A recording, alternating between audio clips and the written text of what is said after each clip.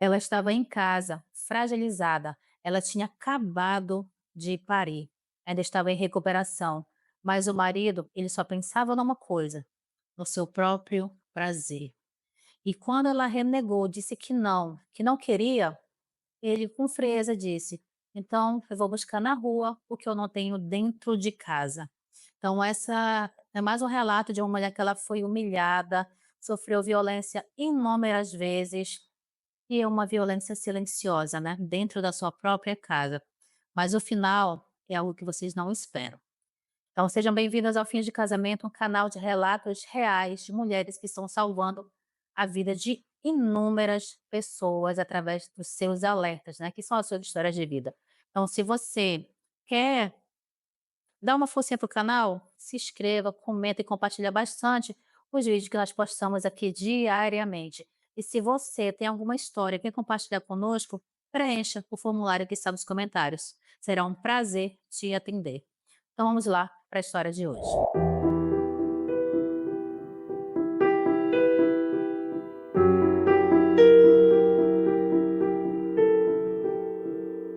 Eu tinha acabado de dar à luz, era o meu segundo filho, e a recuperação do parto tinha sido mais difícil do que eu imaginava.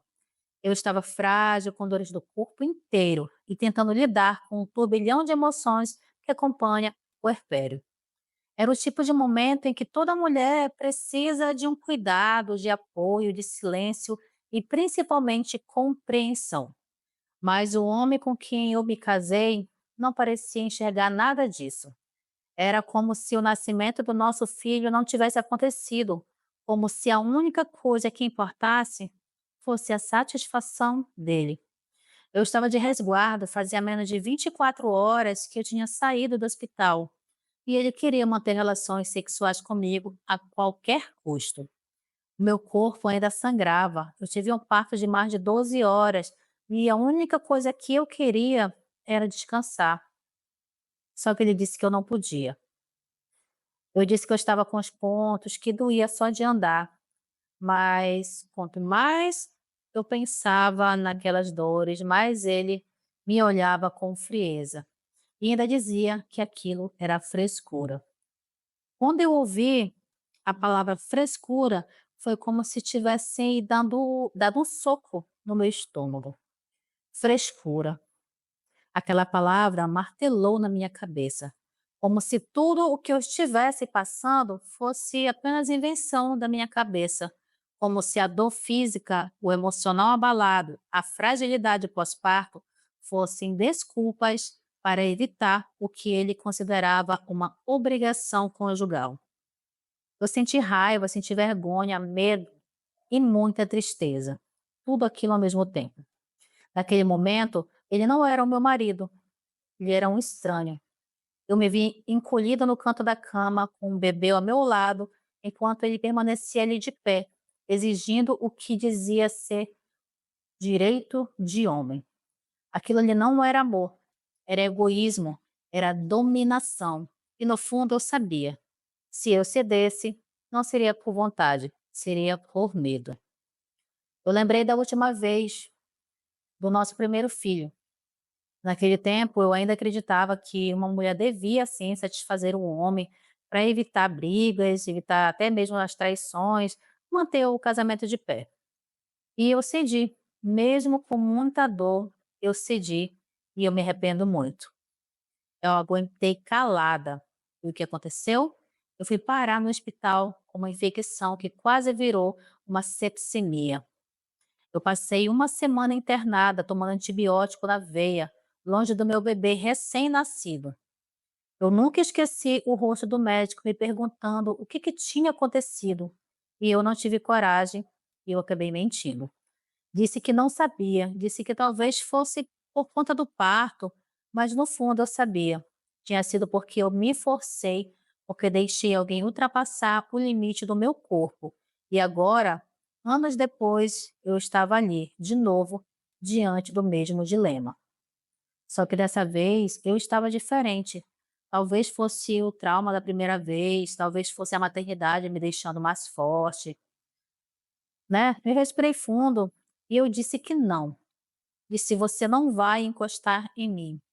E ele me olhou com desprezo, virou as costas e disse com toda a frieza do mundo: "Então, eu vou procurar na rua o que eu não tenho dentro de casa. Quero ver se você vai gostar quando souber que outra está me dando o que você não quer dar." Era isso. Era esse o valor que ele dava em mim, o valor à nossa história e principalmente ao nosso filho recém-nascido.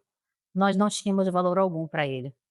E aquilo ali me destruiu. Eu passei a noite em claro, com dor no corpo e um peso muito grande no meu coração. A solidão ao lado de alguém que só pensa em si é uma das piores dores do mundo. E os dias seguintes foram um pesadelo. Ele começou a me tratar com indiferença, como se eu fosse um estorvo mesmo. Fazia questão de sair de casa sem dizer onde ia. Voltava tarde, ele estava até a olhar para mim. Não me ajudava em nada em casa. Não me ajudava a trocar fralda, não me ajudava a dar banho no bebê, muito menos a fazer comida. Era como se dissesse com atitudes que eu estava sendo punida por ter dito aquele não. E eu sabia que aquilo ali era uma manipulação. Ele estava tentando me dobrar pelo cansaço, me fazer ceder pelo medo de ser deixada sozinha. Mas eu não podia mais permitir que meu corpo fosse violado pela pressão psicológica. Eu tinha que proteger a mim mesma pelo bem dos meus filhos também. E em meio a tudo aquilo, a minha mãe, ela veio me visitar. Quando ela me viu daquele jeito, né, sofrendo, pálida, com olheiras profundas e andando com muita dificuldade, ela entendeu que algo ali não estava certo. Eu não disse nada na hora, mas depois ela me chamou no canto da cozinha e perguntou: "Filha, ele está te forçando de novo, né?" Foi como uma lâmina atravessando meu peito e eu comecei a chorar. Eu não conseguia responder nada para minha mãe. Eu só conseguia chorar. E às vezes nem precisa responder nada, né? O próprio semblante, né? Toda aquela situação ali, ah, o ambiente, ele já denuncia que algo não estava certo. E a mãe apenas a abraçou. Ela disse que eu não estava sozinha e foi naquele abraço que eu entendi que eu precisava de ajuda. Eu não podia continuar sofrendo calada, sendo obrigada a viver com alguém que só sabia me machucar. Eu precisava começar a planejar minha vida, mas até para planejar uma saída era difícil. Era mais difícil, era mais fácil dizer do que fazer, na verdade. Eu não tinha renda própria, eu estava de licença maternidade, todo o dinheiro que entrava vinha todos dele. Ele prendeu ela, né, no emaranhado que ela não podia sair. Para que ela ia sobreviver com recém-parida e com 2 filhos, né. Minha mãe morava longe e não tinha espaço para me receber com 2 filhos pequenos. A casa em que eu morava era do meu sogro. Eu não tinha para onde ir.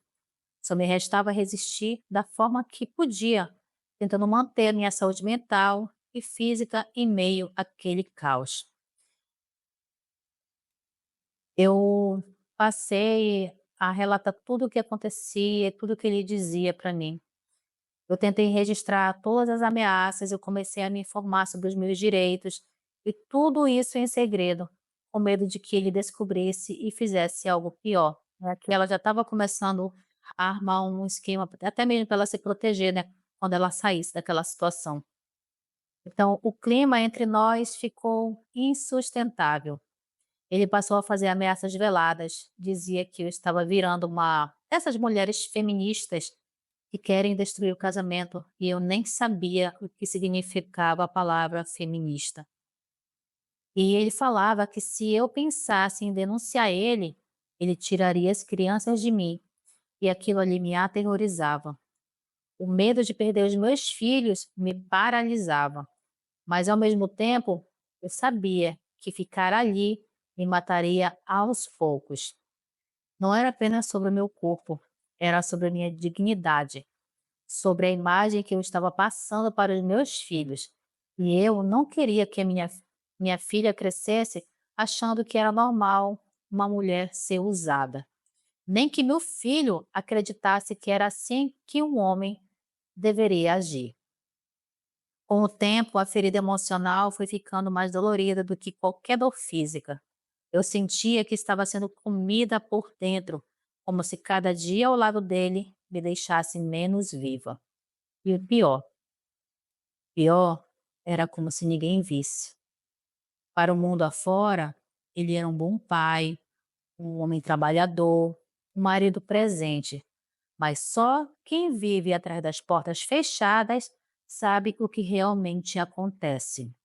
É o que eu sempre vejo nos comentários, né, eu sei que às vezes a gente quer dar nossa opinião, mas a gente não viveu as situações, a gente não calçou os sapatos, né, dessas senhoras ou dos homens que viveram essas situações abusivas, essas humilhações. Então, às vezes, assim, a gente precisa ter muita cautela quando a gente for comentar algo e se colocar um pouquinho no lugar dessas pessoas, porque a gente, em vez de estar ajudando a curar, né, uma ferida, a ajudar a cicatrizar aquela ferida, a gente abre mais, mais.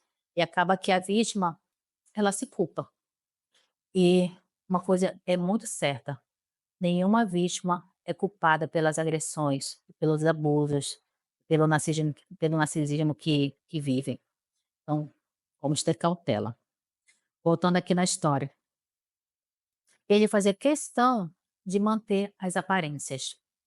Tirava foto com os filhos, sorria para a vizinhança, mas dentro de casa ele era um homem frio, controlador e abusivo. E eu me sentia aprisionada nesse teatro de fachada. Mesmo assim, eu resisti.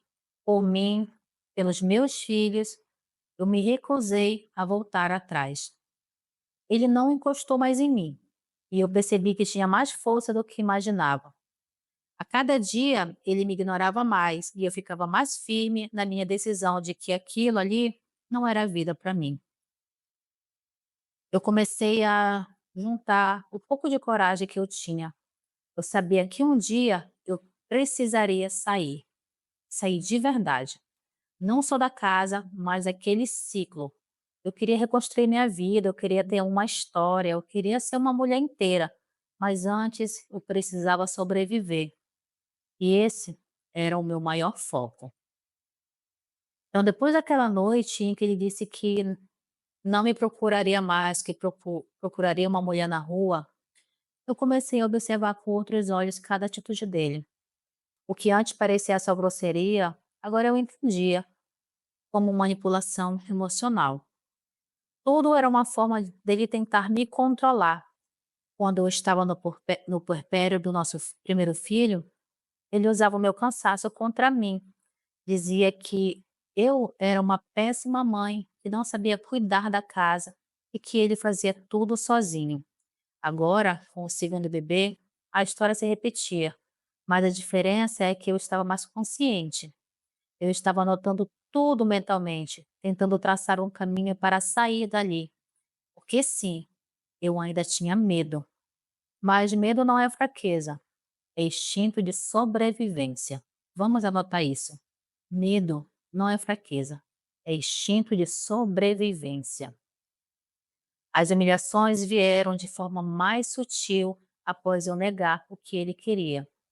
Ele parou de comer a comida que eu fazia, começou a jogar indiretas para os amigos, dizendo: tem mulher que vira mãe e esquece que é esposa. E eu ouvia tudo aquilo ali calada. Eu segurava o meu choro, porque chorar na frente dele era mostrar fraqueza. E ele se alimentava exatamente disso. Eu ouvia conversas dele ao telefone com amigos em que ele se colocava como um Marte, o marido que estava sofrendo com uma mulher fria e ingrata. A realidade era que ele não suportava não ter o controle. O meu não feriu o orgulho dele. E como punição, ele começou a me excluir da rotina da casa, das decisões e até mesmo das conversas. Os dias viraram semanas e ele começou a dormir em outro quarto. A princípio, achei que seria um alívio para mim, mas era parte da estratégia dele, me deixar emocionalmente sozinha. Eu me sentia invisível. Ele ignorava até a existência do bebê durante o dia. Só o pegava no colo quando havia visitas ou fotos para postar. Nessas horas, ele era o pai do ano. Quando estávamos sozinhos, ele sequer perguntava se o bebê tinha mamado, se eu tinha conseguido dormir. E enquanto eu enfrentava a exaustão física e mental do pós-parto, ele vivia como se nada estivesse acontecendo. Passava noites e noites fora, dizia que estava trabalhando, mas eu sabia que ele estava mesmo era testando meus limites e estava com mulher por aí, né? Como ele falou, vou buscar em casa o que eu não tenho na rua. Então, numa tarde chuvosa, a minha mãe me ligou e disse que ia passar uns dias conosco para me ajudar com as crianças. Quando eu falei para ele surtou. Disse que eu estava colocando a minha família dentro da nossa casa sem a autorização dele. Gritou, bateu portas e depois ficou dias sem dirigir uma palavra, tanto a mim quanto para minha mãe. Mas ela permaneceu firme, me ajudava nas tarefas, cuidava do bebê, fazia comida, me dava conselhos. E eu me sentia muito acolhida, de verdade. Era como se pela primeira vez em muito tempo alguém me olhasse e realmente visse o que eu estava passando. E eu comecei a me fortalecer. E foi nesse período que minha mãe me levou a uma consulta com uma assistente social que ela conhecia. A profissional me escutou com muita atenção, ela não me julgou. E eu contei tudo. O histórico de depressão, as manipulações, as ameaças, os episódios do pós-parto anterior. E ela me explicou que aquilo ali era sim uma forma de violência e que eu não estava exagerando e que a minha dor era real e muito válida. E ela me deu inúmeras orientações, contatos, né, de serviços de apoio à mulher e principalmente eu escutei algo que me deu muito mais força. Você tem direito a uma vida digna. Você tem direito a dizer não. E aquilo ali me transformou. Quantas mulheres não sabem o poder do não? Só se sufocam no inúmeros sims, vão cedendo, né? Vão deixando ser exploradas, vão deixando ser violadas. Quantas de nós estão vivendo o contrário dessa mulher aqui? Porque ela teve força de dizer não. Mas e você? Quantos sims você deu forçadamente, né? Mas nós temos o direito de ter uma vida digna. Nós temos o direito de dizer não. Eu não quero, eu não aceito, eu não posso. Isso, como ela falou aqui, transforma a nossa vida. Não estou falando só de mulheres, não, estou falando de homens também. Né? Vamos aprender a dizer não, a não ser violados por nenhum tipo de pessoa. Então, aos poucos, eu comecei a criar um plano. Eu entrei em contato com uma antiga colega de trabalho, que eu sabia que ela era muito boa no que ela fazia. Eu expliquei a minha situação e, para minha surpresa, ela disse que poderia me ajudar a conseguir um emprego remoto, que eu poderia fazer de casa enquanto eu cuidava das crianças. Era um freelance pequeno, né, bem no começo, mas foi como se alguém estivesse me entregando uma lanterna em meio à escuridão. Aquilo reacendeu uma parte de mim que estava apagada. Eu podia ser útil, eu podia ser independente e, acima de tudo, eu podia recomeçar. Quando eu contei a ele que tinha conseguido um trabalho, ele riu. Ele riu na minha cara e disse: "Você vai trabalhar com criança no colo? Vai arrumar dinheiro para pagar fralda e aluguel? Eu só quero ver." Mas eu ignorei. E pela primeira vez em anos, eu ignorei. E aquilo deixou ele furioso. Percebi que quanto mais eu ganhava autonomia, mais ele se desequilibrava. Começou a dizer que eu estava ouvindo demais as feministas, que essas ideias estavam acabando com as famílias. Mas eu já não me abalava com as falas dele. O que estava acabando com a minha família era a violência silenciosa que ele praticava todos os dias, não as minhas tentativas de me levantar. Meu bebê crescia saudável e eu crescia junto com ele. A cada noite que eu passava sozinha no quarto, eu escrevia mais uma parte do meu plano. Eu juntei documentos, procurei por programas de aluguel social, eu entrei em contato com uma empresa que oferecia, né, apoio jurídico. Eu sabia que não seria fácil, mas cada pequeno passo me aproximava da liberdade. E era por isso que eu respirava fundo a cada noite, engolia o choro e seguia. Certa madrugada, ele chegou em casa embriagado. Ele começou a bater portas, a gritar e começou a me dizer que eu estava traindo ele.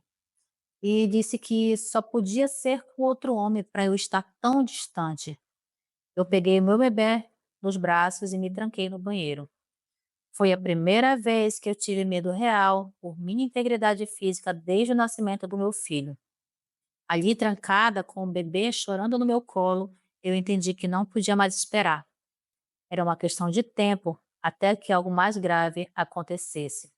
E eu precisava sair daquilo ali o quanto antes. E ela tem total razão. Quando ele não consegue mais te manipular, quando ele não consegue mais o que ele quer, quando ele não consegue mais te dominar, aí ele parte para agressão física, né? Quando todas as opções de agressão psicológica, tudo finda, ele parte para outro tipo de agressão. Eu não tenho dúvida alguma que ele faria isso com essa moça, não tenho dúvidas. Então, na manhã seguinte, sem que ele soubesse, eu fui com a minha mãe lá na defensoria. Eu entrei com um pedido de medida protetiva e iniciei o nosso processo de separação. As atendentes foram acolhedoras e ágeis. Parabéns para essas servidoras, parabéns. Me disseram que eu tinha todo o direito de proteção, que o fato de não haver agressão física explícita, não invalidava as denúncias. Eu levei tudo, prints, áudios, anotações, relatos da minha mãe, exatamente tudo. Quando eu voltei para casa, ele ainda dormia.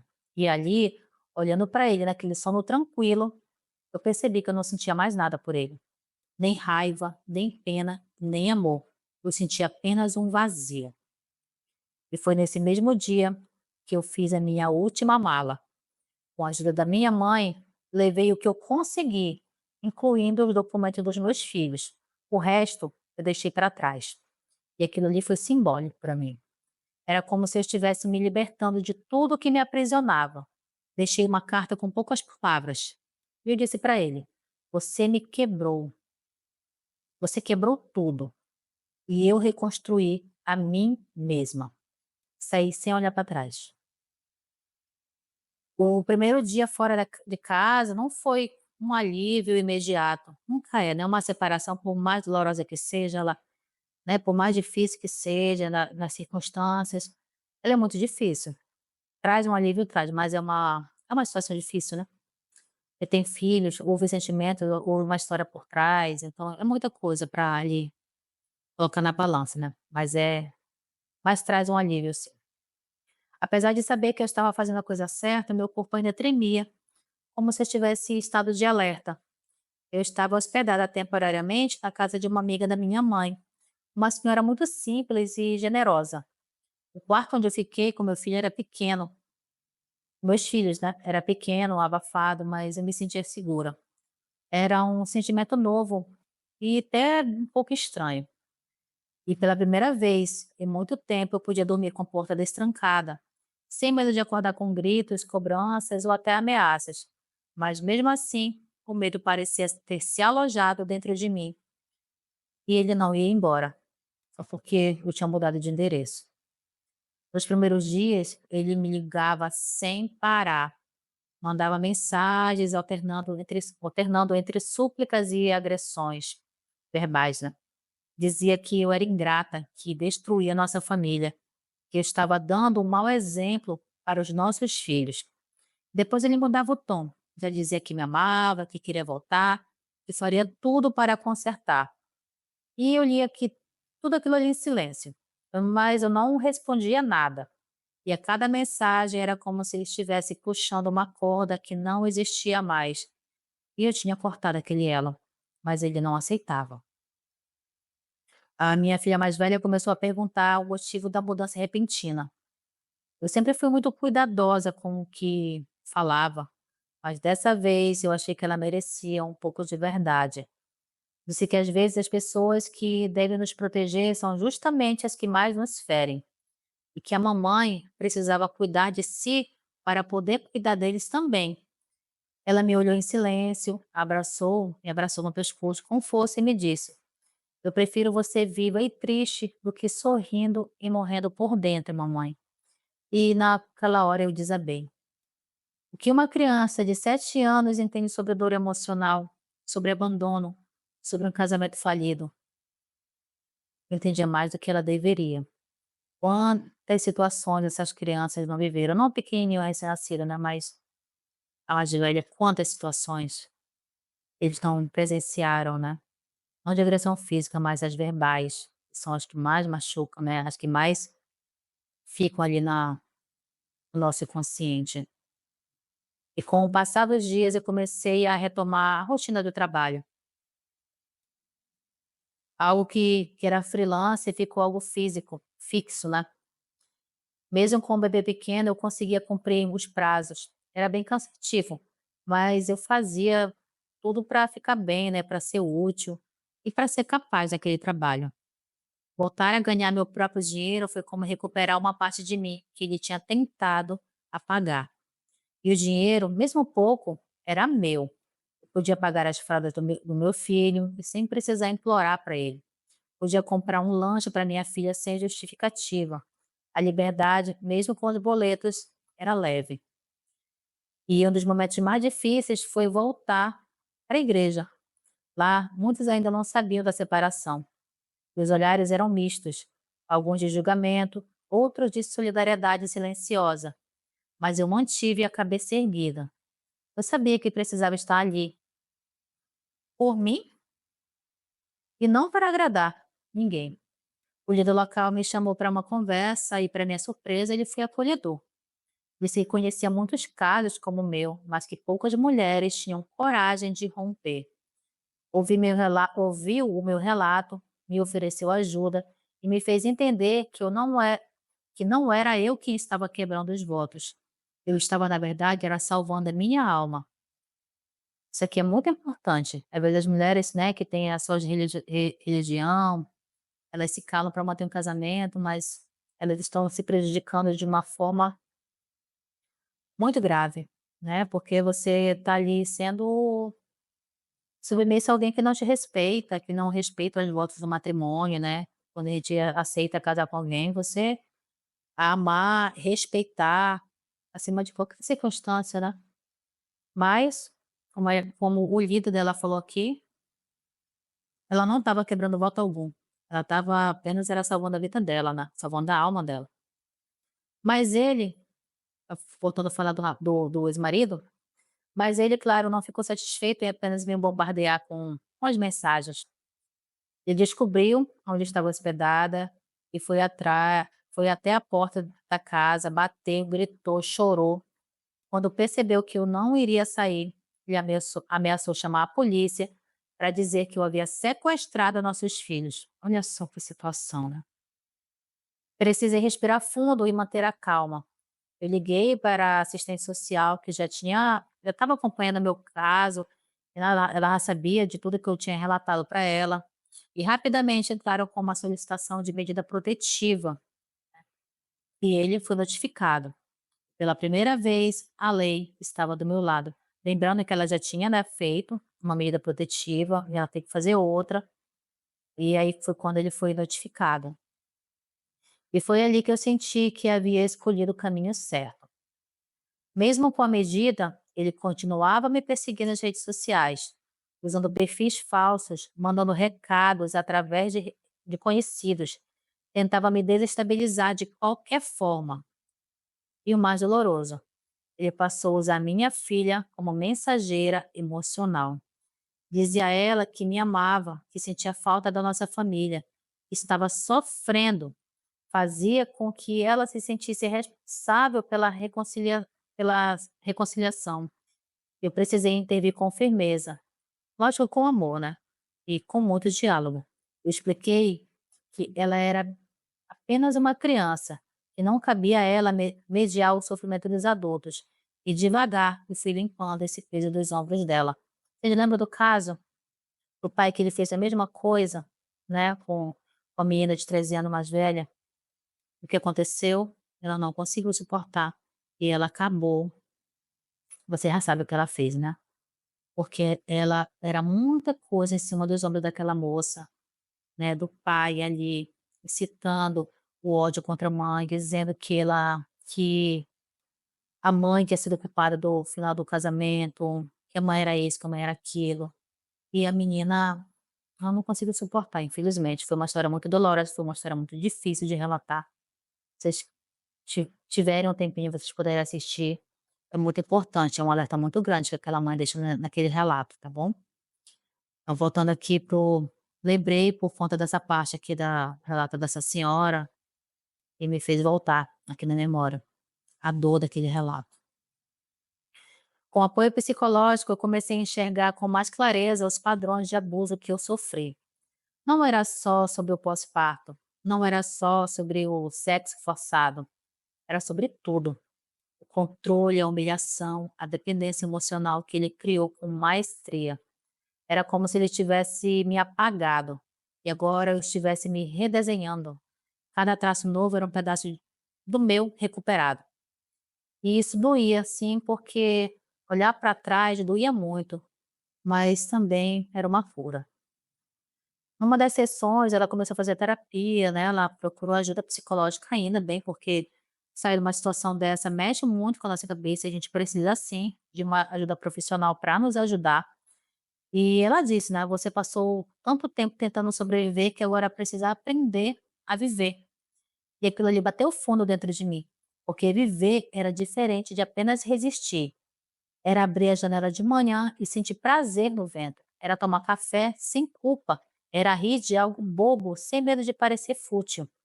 Eu estava redescobrindo as alegrias simples de estar viva. E isso era algo que ele jamais teria o poder de roubar de mim novamente. Comecei a escrever, escrevi inúmeros relatos, desabafos, memórias, eu colocava tudo no papel. Algumas vezes eu só chorava ao escrever, outras vezes eu sorria. Era como se fosse um ritual para minha libertação. E eu fazia aquilo para deixar de herança para minhas filhas, para que quando elas vissem aqueles relatos, elas tivessem alerta em nunca cair nas mesmas armadilhas que eu caí. Eu pretendia transformar a minha história em algo muito maior, né? Talvez alertar outras mulheres. E eu encontrei o canal para fazer isso. E eu agradeço a vocês porque vocês são um refúgio para quem ainda não encontrou coragem para sair. Nossa, muito obrigada pela empatia, muito obrigada pela consideração. Esse é o maior propósito do canal, alertar mulheres que passam por esse tipo de situação a terem coragem para sair e reaprender a viver. Esse é o maior propósito, né? Quando uma vida é salva, nossa, tudo que a gente faz aqui já vale muito, né. Então, por isso que a gente permanece aqui, mesmo que as críticas que vêm, mas a gente permanece firme, porque a gente sabe que tem muitas mulheres, muitos homens que precisam ser alertados. Então, muito obrigada aqui pelas suas palavras, pela sua consideração. Eu não queria que a minha dor fosse em vão. Se eu sobrevivi, então a minha história pode sim salvar outras também, outras vidas também, né. Meus filhos aos poucos começaram a florescer também.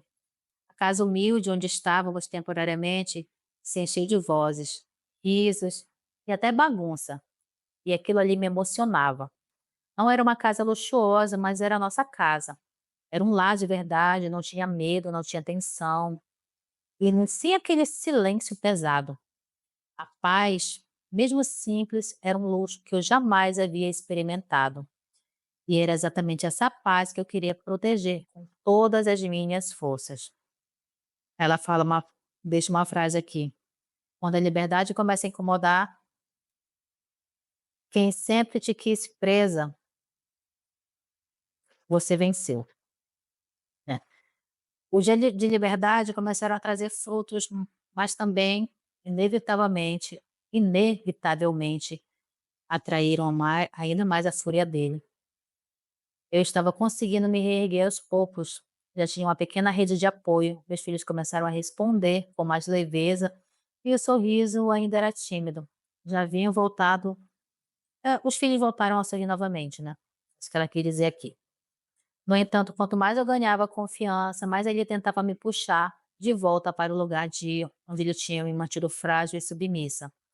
Era como se ele não suportasse ver que eu estava vivendo sem ele.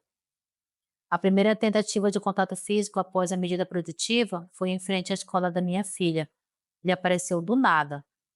Tinha um buquê de flores e aquele famoso discurso, né? Disse que sentia saudades, que tinha se arrependido de tudo e que queria começar do zero. A minha reação foi bem direta. Pedi que ele se afastasse. Lembrei da medida protetiva e fui até a diretoria da escola e relatei o ocorrido. Ele recuou, mas deixou uma ameaça velada. Você pode tentar me esquecer, mas eu sempre vou estar por perto. É uma ameaça muito grave. Essa frase ficou ecoando na minha cabeça, ecoando durante dias. Era como uma nuvem escura que pairava quando o sol estava brilhando. Eu sabia que aquilo ali não era sobre amor, era sobre posse, sobre ele não suportar que a narrativa agora era minha vida, e isso destruía por dentro. Mas a mim, cada vez mais, aquilo ali me fortalecia. Eu havia prometido a mim mesma que nunca mais deixaria que alguém decidisse por mim sobre o meu corpo, a minha casa e minha paz. Com o tempo, algumas pessoas da igreja começaram a se afastar de mim. Aos poucos, eu fui percebendo que ele estava tentando reverter a situação e se passar por vítima. Alguns conhecidos vieram me perguntar se era verdade que eu impedia ele de ver os filhos, se eu estava exagerando nas acusações. E aquilo ali me machucava profundamente. Eu que havia carregado tanto silêncio, agora era vista como uma louca ressentida, era revoltante. Mas eu resistia. Eu sabia da verdade, meus filhos sabiam da verdade, e Deus, mais do que ninguém, também sabia. E durante esse período, a minha filha passou a fazer perguntas difíceis, perguntas que me tiraram o chão. Ela queria entender por que, que o pai dizia que eu destruía a família. Porque ele chorava ao telefone dizendo que só queria uma chance, e era nesse momento que eu mais precisava ser forte. Eu a pegava no colo quando ela era um bebezinho, né? Da época que ela era um bebezinho, e dizia: "Filha, às vezes quem nos ama de verdade precisa nos deixar livres. Quem não sabe amar, tenta aprisionar." Era difícil, mas eu precisava ensiná-la a não normalizar o sofrimento como prova de amor. Então ele tenta novamente persuadir a filha, né, mais velha, a colocar ela contra a mãe, a dizer que a mãe era a culpada. Olha só, né? O poder da manipulação. Ela é muito forte. Tem gente que é expert nisso. Expert. Minha saúde emocional ainda era frágil. Eu tive recaídas, eu tive crise de pânico, momentos de insônia intensa.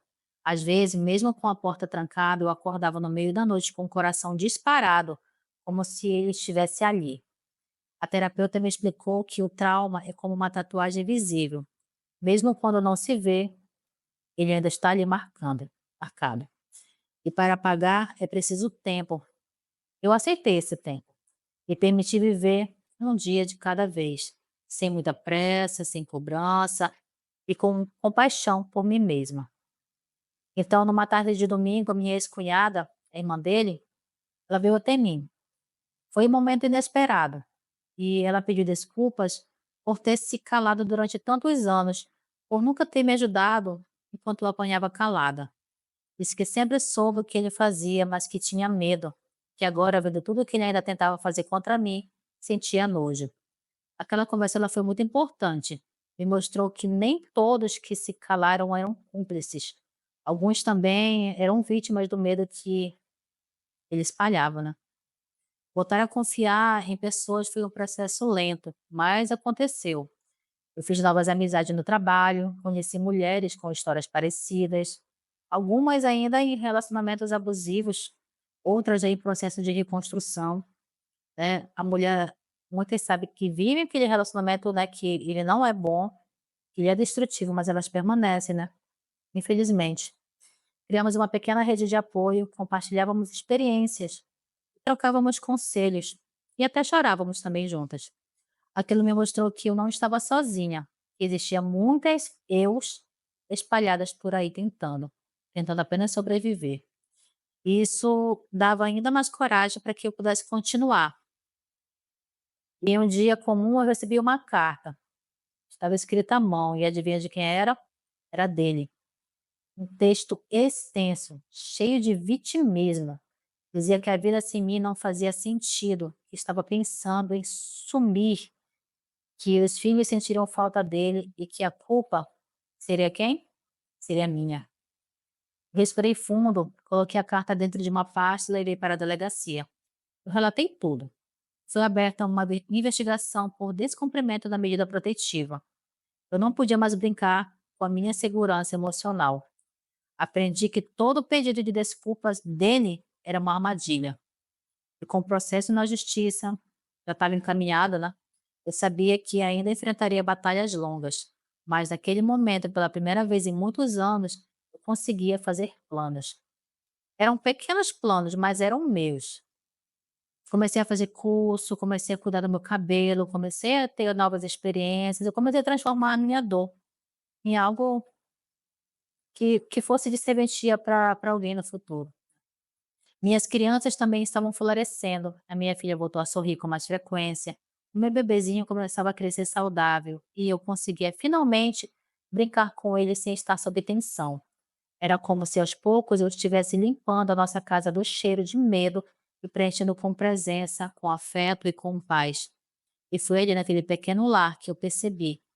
Liberdade não é só estar longe de quem nos machuca. Liberdade é se reencontrar depois de tanto tempo perdida. E eu estava me reencontrando, um passo de cada vez. Então já havia se passado alguns meses desde a última vez que ele tentou se reaproximar de mim, com aquelas promessas vazias, né? A justiça estava ciente e as medidas protetivas se mantinham em vigor, mas ainda assim havia um incômodo constante. Como um farfalhar atrás da porta, né? Ele burburinho atrás da porta, eu sabia que ele não resistiria fácil, desistiria fácil.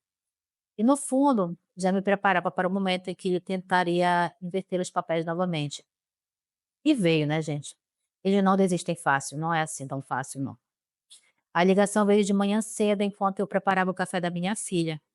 A voz dele estava calma demais, e o que só aumentou um alerta dentro de mim. Ele disse que precisava conversar, que era sobre as crianças e que seria rápido. Contra a minha vontade, eu aceitei encontrá-lo em um local público, com testemunha. Eu não queria que dissessem que eu estava impedindo qualquer tentativa de diálogo, mas no fundo eu sabia que não era sobre nossos filhos. No encontro, ele chegou com um semblante diferente, sem lágrimas e sem drama, mas com um olhar duro, quase ameaçador. Disse que sabia do meu processo de reconstrução, que eu ouvia falar de mim pela cidade, que se eu achava que ia seguir a vida em paz sem ele, eu estava totalmente enganada. A frase que mais me marcou foi: "Se você não voltar comigo, eu vou pedir a guarda das crianças. E eu sei muito bem como virá esse jogo." Meu coração gelou.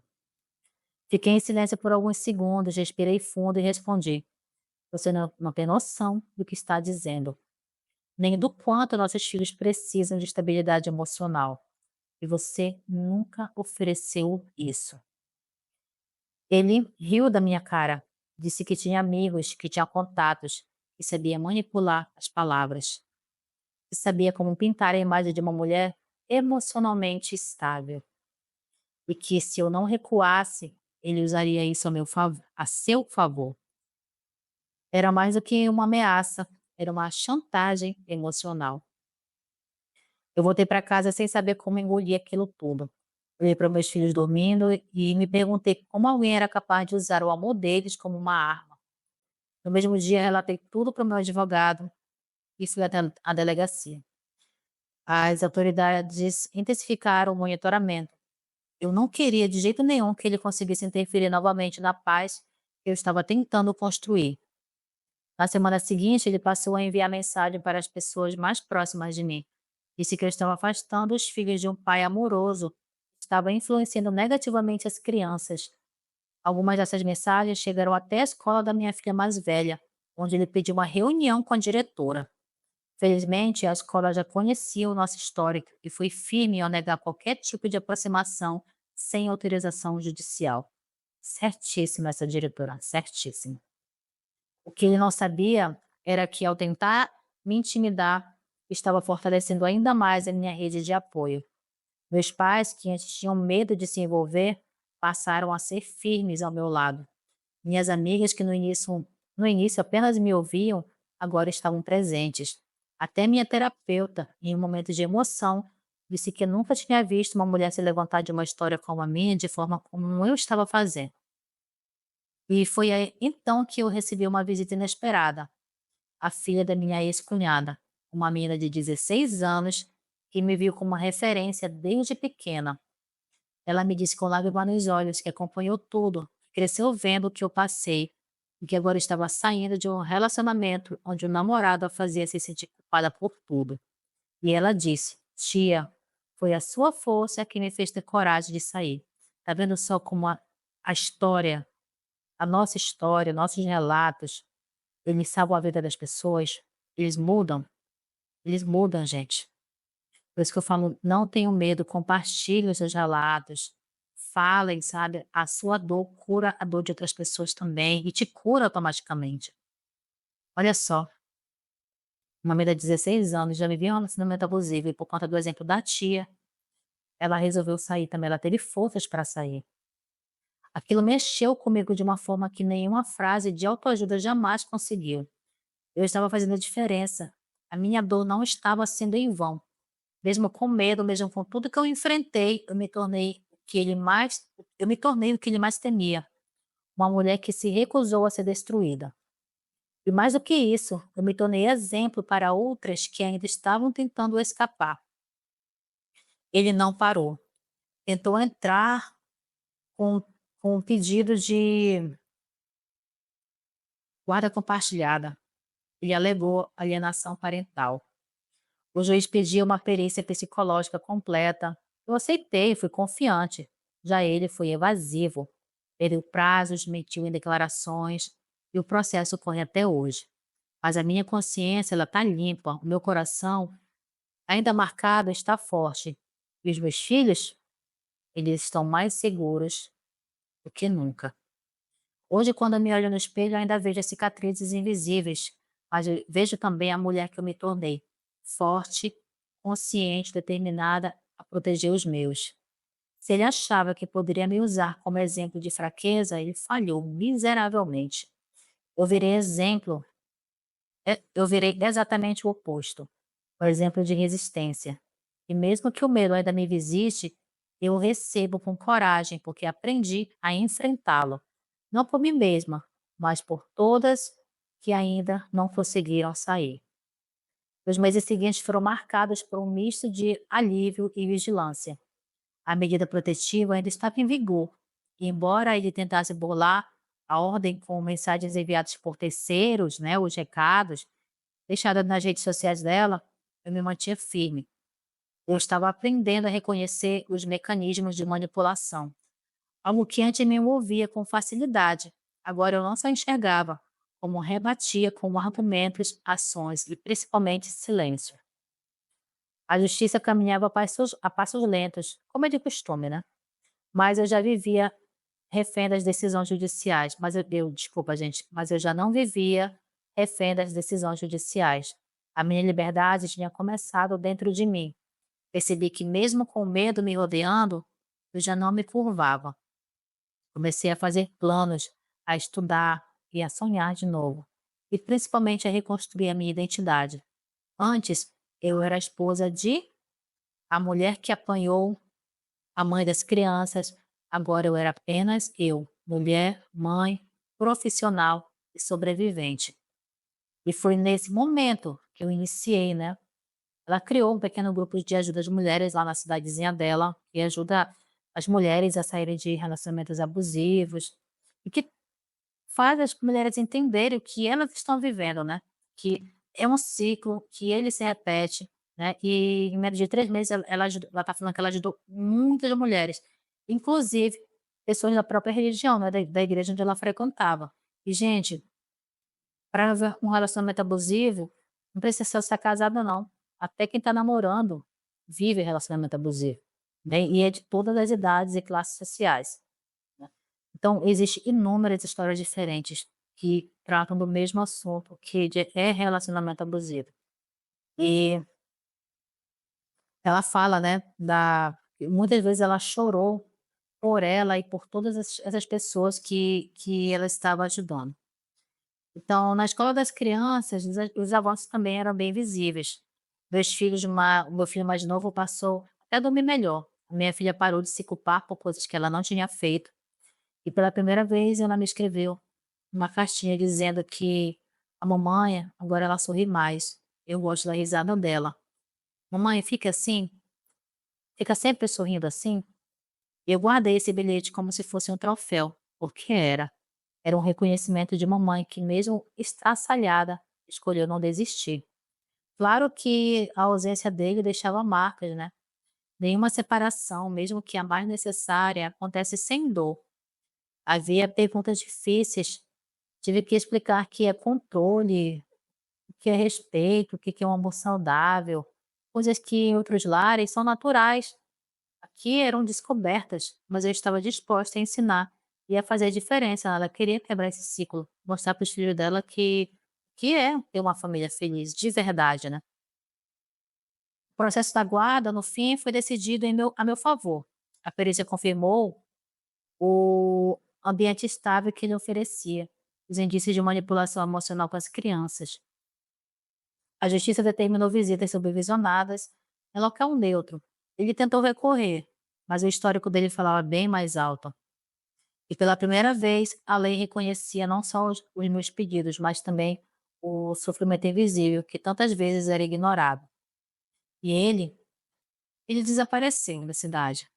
E desapareceu por um bom tempo. Ouvi dizer que ele tentou recomeçar em outro lugar, que ele tentava pousar de bom pai por aí, né, nas redes sociais. Mas eu não me importava mais com isso, não. Porque a verdadeira liberdade não está em ver o outro cair. Está em saber que, mesmo com tudo que tentaram fazer com você, você escolheu ficar de pé. Eu continuo na minha terapia, eu ainda choro, às vezes sem motivo aparente. Ainda me pego lembrando das palavras que me machucaram mais do que gestos. Mas agora eu tenho um nome. Eu tenho voz, eu tenho a minha história. Eu sei como o verdadeiro, aquele que cura, aquele que acolhe, não vem de fora. Ele nasce de dentro da gente. Hoje eu durmo com a paz que ele nunca conseguiu me dar. Não por estar sozinha, mas por estar comigo mesma, sem medo. Tenho o plano de ajudar mais mulheres com a minha trajetória. E eu sei que eu vou conseguir. Aos poucos a minha vida foi voltando aos eixos, reencontrei antigas amigas. Eu voltei a frequentar lugares que ele me proibia. Comecei a cuidar principalmente da minha saúde. E essa história não termina, não como como um novo amor.